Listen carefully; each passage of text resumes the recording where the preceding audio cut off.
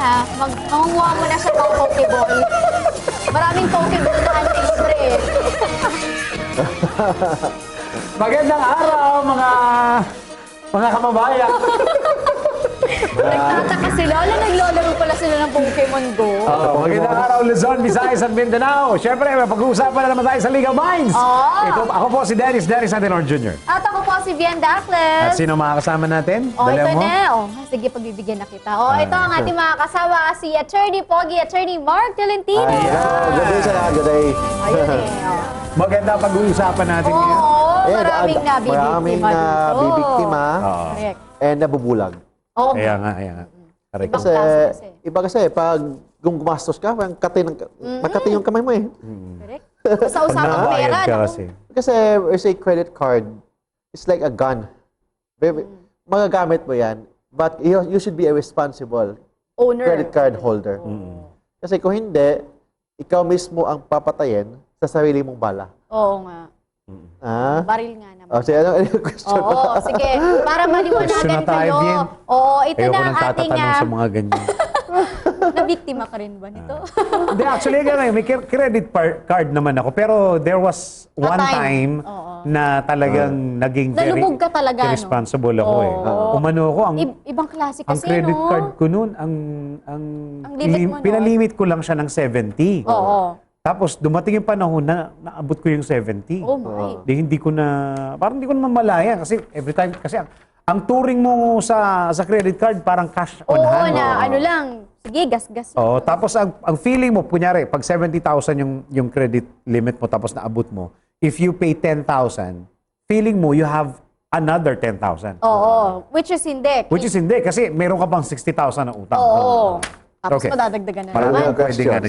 Sige, puntahan na muna natin ang ating hashtag HQOTD or hashtag Hugot Question of the Day. At ito ang kanyang katanungan. Ano-ano po ba mga probisyon pagdating sa credit cards? Bakit mayroong nababaon sa utang nang dahil sa paggamit ng credit card at may pagkakataon pa po ba silang makaahon mula sa pagkakautang?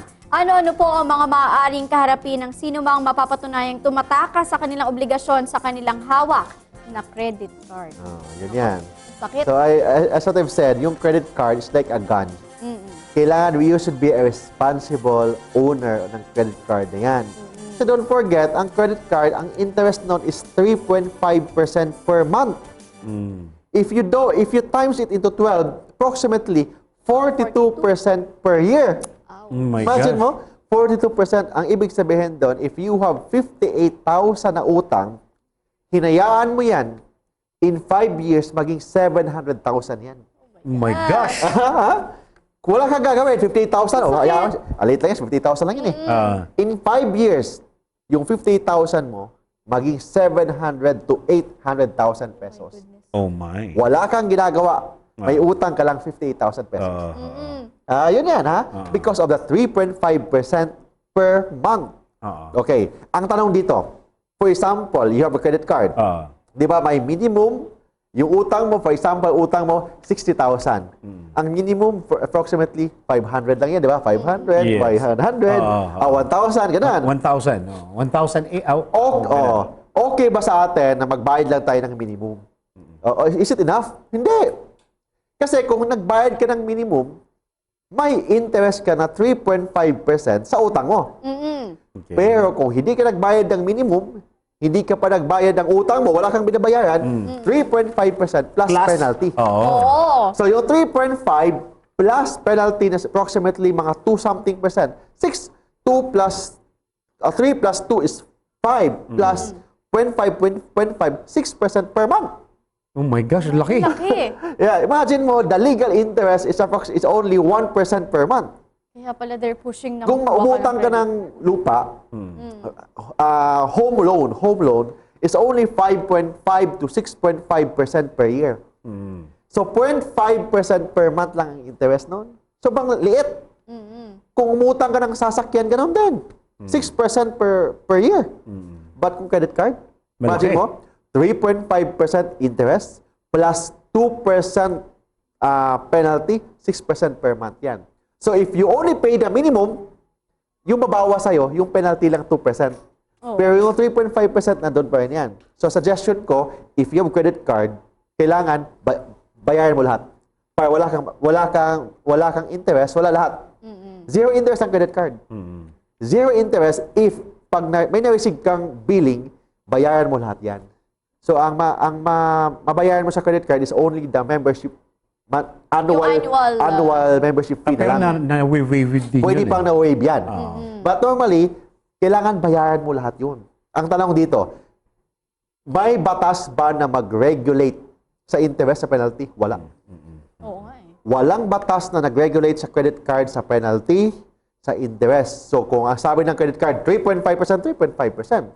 Of course, kung idemanda ka ng bangko, pwede ang court will reduce the penalty because on the ground that it is excessive, on the ground that it is iniquitous. Iniquitous ang term sa batas.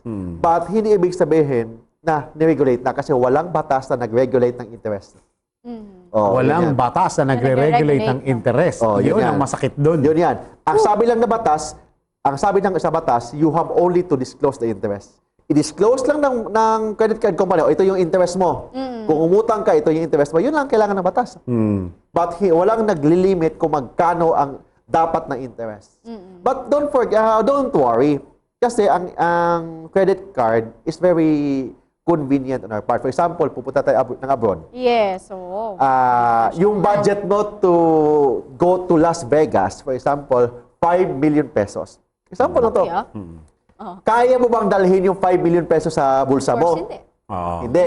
Hindi. Kung dalhin mo yan, ma-hold ka sa airport. Baka you are a money launderer. O ganoon ba? Hulihin ka pa. Yan, mahuli ka pa. Or worse, ma-hold up ka or mawala yung cash mo. But if you have credit card, simple card lang. Your credit card may worth 5 million, may worth 10 million. But you should be responsible. Or 50,000, 60,000, malaki na yan. But don't worry kasi walang nakukulong sa utang. Yun ang good news. Walang nakukulong. But forever may utang ka. Ang masakit kasi, attorney, lalo na sa states, lalo na dito sa may bandang Makati, merong mga establishment dito na hindi tumatanggap ng cash. Oo, talagang credit card. Credit card lang. Tapos yung pag-transact mo online, hindi ka rin naman pwede magbayad ng cash dyan at susuklihan ka. It's still credit card. So somehow, kailangan mo sa buhay mo yung credit card. Sa ngayon. Yes, kailangan mo ng credit card, but at least one credit card ka lang or at least dalawa lang. Oo. Kasi may Hindi naman yung excessive. Oo, grabe ka naman. Once, enough na yan. Kasi ibang tao, 7, 10 credit card. Iba't ibang bako pa yan. Alam mo, may ginagawa pala sila dyan. Yung pwede mo pala, kunyari, may utang ka dito, pwede mo palang ilipat dito. Ay, yung utang. Kasi nga naman, bank to bank lang yan. Tapos pagka ito na naman na iiyak na naman dun sa interest, ilipat naman. Ilipat mo na naman. May nagkakalokohan na yan. Saka may interest talaga. Tapos, ang problema, yung mga kababayan natin, may hinaharas sa mga credit card companies. Totoo yan. Lawyers, may collectors, okay? Mga demand letters, may tumatawag. Sabi ng batas, may regulation doon. Dati wala. Ngayon may regulation na. Yung mga collector agent, bawal tumawag 10 o'clock ng gabi hanggang 6 o'clock ng umaga. Okay. Otherwise, that is harassment. Except pag ni-request yan ng kliyente. Okay. Bawal tumawag, bawal mag-emails or whatever ang mga collector agents. Pangalawa, bawal i-disclose ang kanilang mga pangalan online, newspaper, na ito yung mga tao nito, ito yung may mga utang. Hindi na mabayad. Kulang yata ang isang periodiko para yan. Back to back. sa dami. Bawal Cover to sila, cover. bawal ang threat. Kailangan hindi sila pwedeng parang i-threat sila or may mga criminal action, bawal yon. Or libelous statements na ito yung malaking utang, bawal yan. Kung biktima kayo sa mga collector agents, anong unang gagawin ninyo? Sumulat kayo sa bangko na itong mga collector agents ninyo, hinaharas kami. Pag walang ginagawa ang bangko or yung bangko, yung reason nila, hindi acceptable on your part, you can go to the Bangko Sentral ng Pilipinas. You can file a case against the bank kasi on the ground na yung agent nila, hinaharas ka. And bawal yan sa Bangko Sentral ng Pilipinas Circular. Sa batas ng Bangko Sentral, bawal yon. Okay. Di ba sinabi ko, bawal o walang nakukulong sa utang. Totoo yan. Pero, for example, may credit card ka. Dennis Antenor. Sorry, ikaw na example ko, boss. Dennis Antenor. Okay lang po yan. Tinignan niya kung mukhang may credit card. Example. My credit card, Dennis Antenor. Address, CCP Pasay City. Address yan. Tapos, tumakbo ka, umalis ka dito, lumipat ka sa ibang bahay. Are you liable for Are you liable? Sabi ng batas, if may utang ka, at least 10,000 pesos, umalis ka sa ibang bahay o lumipat ka sa ibang bahay na hindi mo pinaalam ang credit card company, there is a presumption that you have the intent to defraud. Yung intent to defraud, pasok na doon ang estafa. Naku. Pasok na doon. Kasi hindi ka makukulong sa utang, but makukulong ka because sa panloloko. Oo, sa pagtakbo mo. Naku. Yun yan, ha? Intent to defraud.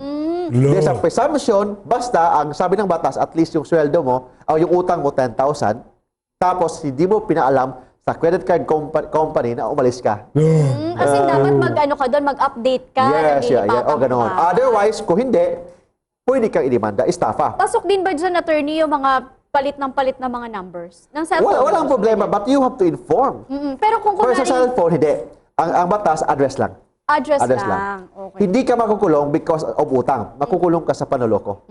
Intent to defraud. So, aanggulahan mo lang pala yun. Yun yan. Pero, paano ito, attorney? Kasi ang tanong niya, paano siya makakaahon eh? Makakaahon May siya. meron pa bang chance? Yes, pwede. He or she can negotiate.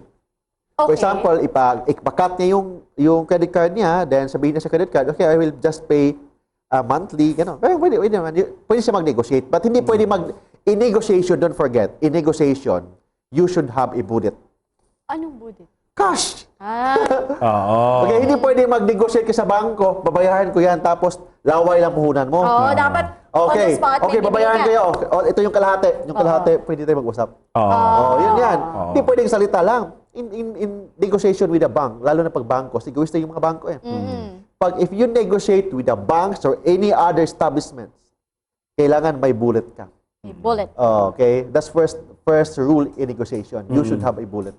Don't negotiate if you have no bullet. Pero, attorney, kasi madalas, pagka ako'y humihiwalay sa asawa ko, dadala ko yung mga anak ko, tapos naglilibot ako sa mall. Naglilibot ako sa mga mall. Tapos tatanong ako sa yung mga malaking TV. Diba? Tatanong ka, magkano to? 128 po, sir. Ang tanong nila, may credit card po kayo? Yan. Ganun.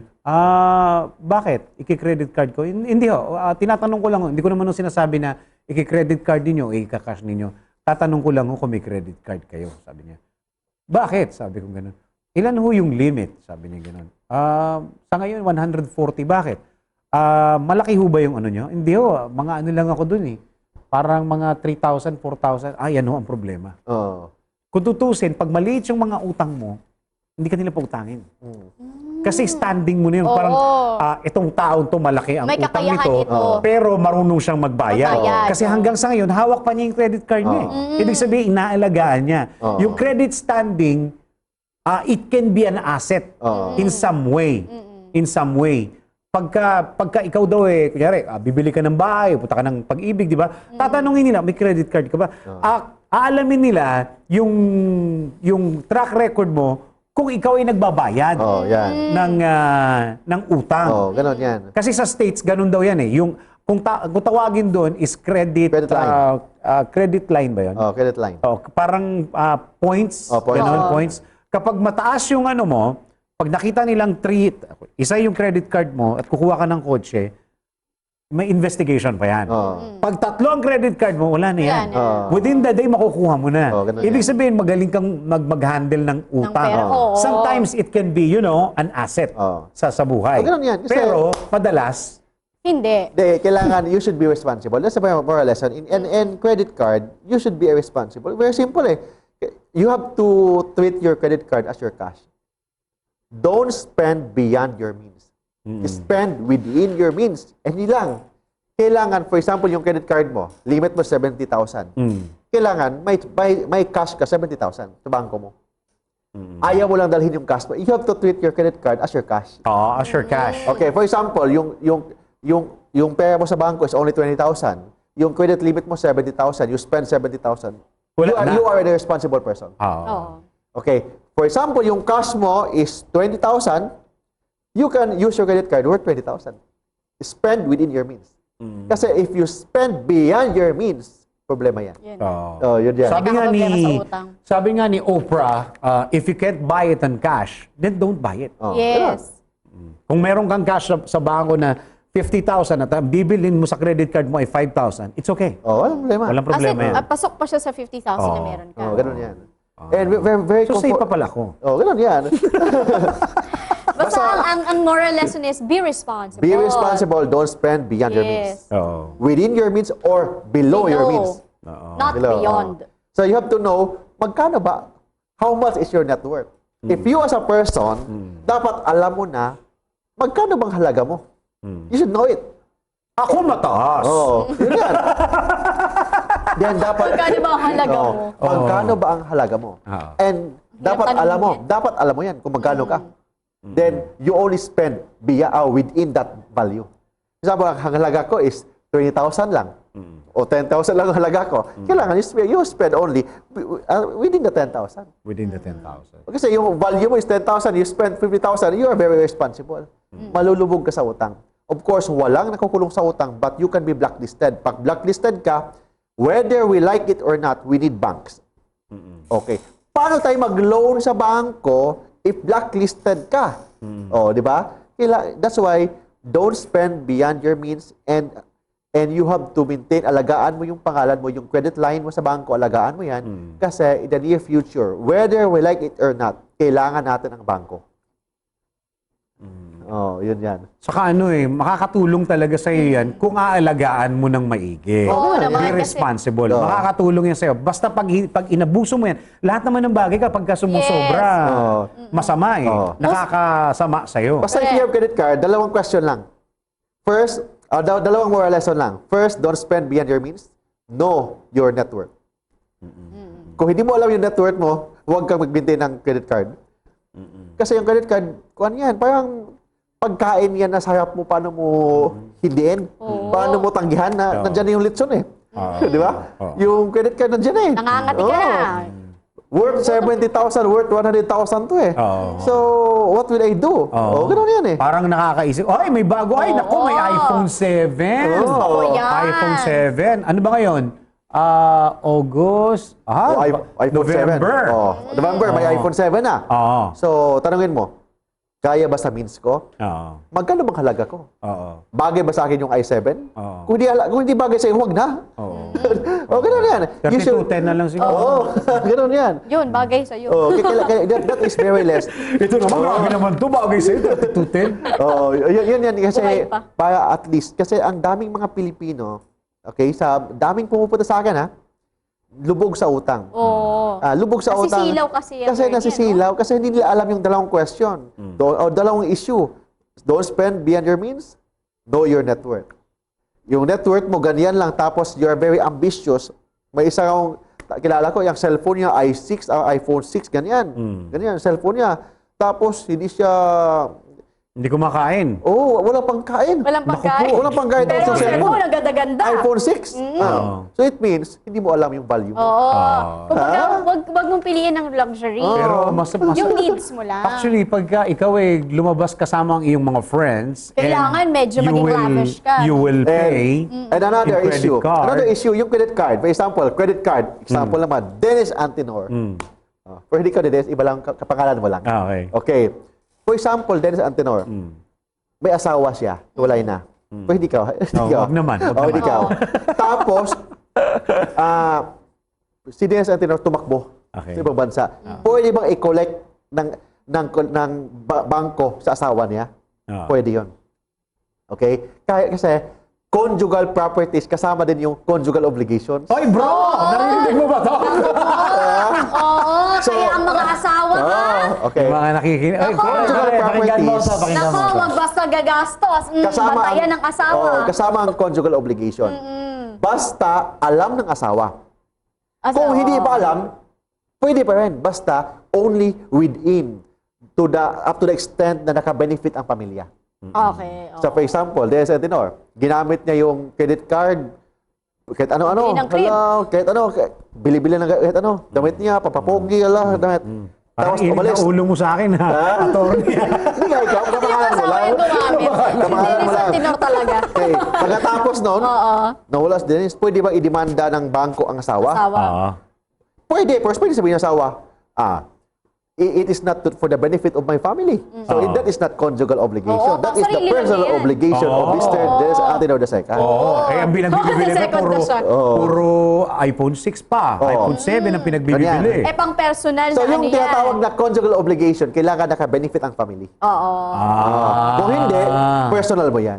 So kung lumubog naman sila dahil sa groceries, okay lang yan. ganun It's yan. part of the family. For the benefit of the Pwede. family, conjugal properties yun. Kasama din yung conjugal obligations. But still, bantayan yung asawa nyo. ganun yan. Mahirap na, naku mo. Eh, yung credit card ko naman, wala sa akin. Awal sa'yo. Nasa asawa ko yun. Ganun yan. Mas delikado ba pag nasa iyo? Oo.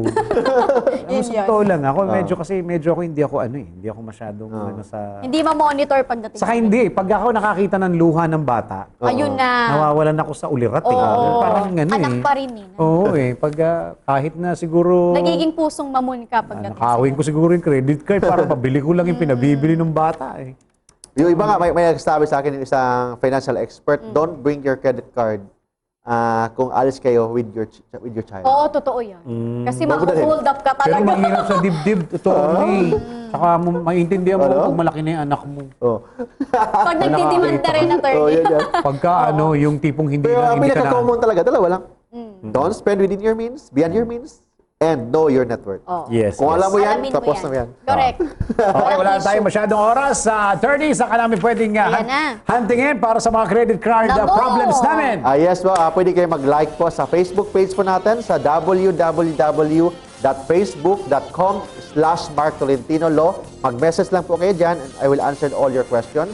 Or you can visit my website sa www.marktolentinolow.com. O sa mobile number natin, pwede kayo mag-text, tumawag, or mag-Viber sa 0917-329-5353. Or landline natin within Metro Manila, 209-6203. Okay, maraming salamat, Attorney. Thank you, Attorney. Basta tatandaan ninyo, sa credit card, yan po ay hindi nyo pera. Yes. Pero yan yung pera, Hirap. pwede nyong hiramin. Pag hiniram nyo, tatandaan nyo, hiniram nyo. Pwede nyo, kailangan nyong bayaran. Basta kailangan Kailangan nyong bayaran. isauli. Huwag ninyo itatrato yan na cash. Correct. Oo. Basta pagka may pambayad kayo dun sa loob ng savings ninyo sa ibang bangko na kapag ka inutang ninyo, okay yan. yan. Pero pag lumampas ka, delikado na lagay Oo, mo. at tandaan ha, ang credit card kasi dapat for emergency purposes. Oo. At kung ano lang yung pangangailangan. Oo, pagka nakakita ka na ng luwan, emergency na yun. Minsan yun. Ganun ba yun? Emergency na. Oo. Lalo pag hindi ka na kinakausap, pag hinahawakan yung kamay mo, gaganon din yung Bako kamay kaya, mo. natalikuran ka na lang agad, Oo. lalayasan ka. Tapos parang hangin ka lang na dumadaan na, dinadaan Hindi, na. basta tandaan, be responsible. Okay, maraming salamat. Kami po inyong nakasama. Ako po si Dennis Antenor Jr. At ako po si Vian Dacles. Hanggang sa muli, maraming salamat, Thank you, Attorney. Attorney. Magbabalik ang inyong Legal Wise! Bye!